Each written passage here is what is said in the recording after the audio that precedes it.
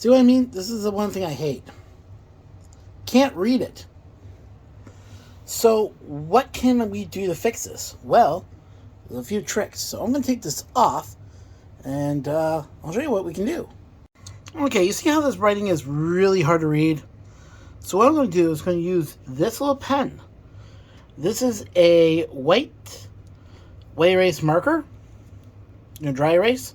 So you just tap it and you just open it up, like so. And what I'm going to do is I'm going to go around here, and I'm going to dab this over the writing. So right here, like here.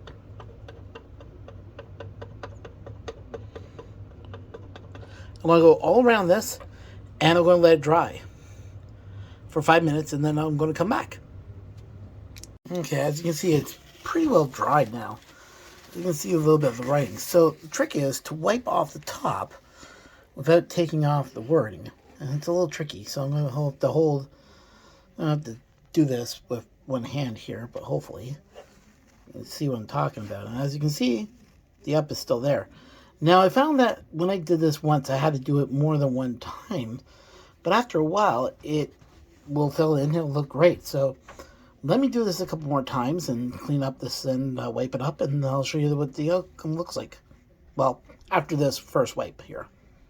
Okay, so I put it on the bed, and as you can see now, you can see what it says.